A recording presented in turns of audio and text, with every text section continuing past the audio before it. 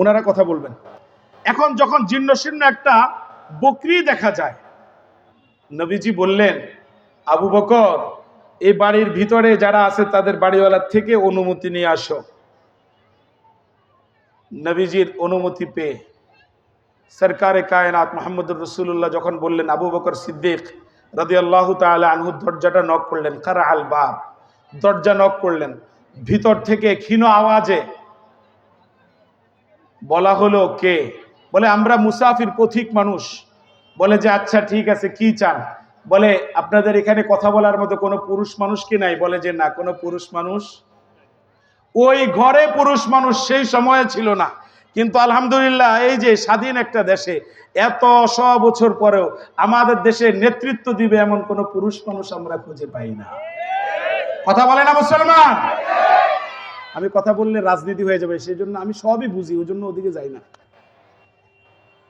আল্লাহ আমাদেরকে কি বুঝার তৌফিক দিব, যাক বাকিটা আপনারা বুঝালেন। এখন বলে যে মহিলা মানুষ, আপনি পুরুষ কোথায়? বলে যে উনি বকরি চড়ানোর জন্য বাহিরে গেছে। বলে আচ্ছা তাই নাকি? বলে হ্যাঁ।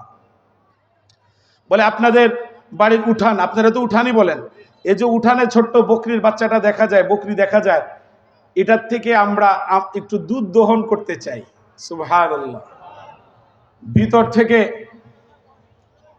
মহিলা বলে, আমরা গরিব মানুষ, আপনাদেরকে কিছুই খেতে দিতে পারবো না, আপনারা কি আমাদের সাথে খাবার দিতে পারছি না বলে আমাদের সাথে মজাক করছেন?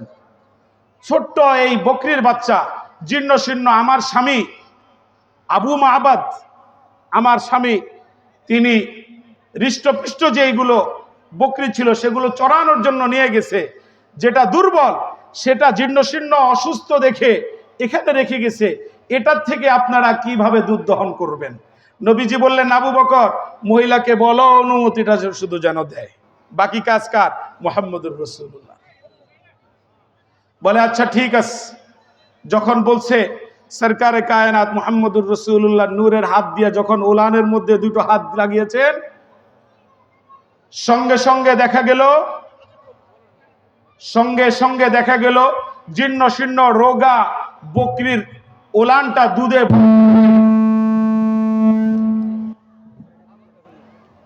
জি বলেন বলেন। ও আচ্ছা আচ্ছা।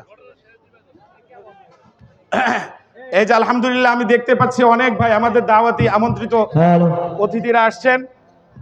কালাম ভাইয়ের আগমন, শুভেচ্ছা স্বাগতম। সৈয়দপুরের পক্ষ থেকে লাল গোলাপ শুভেচ্ছা।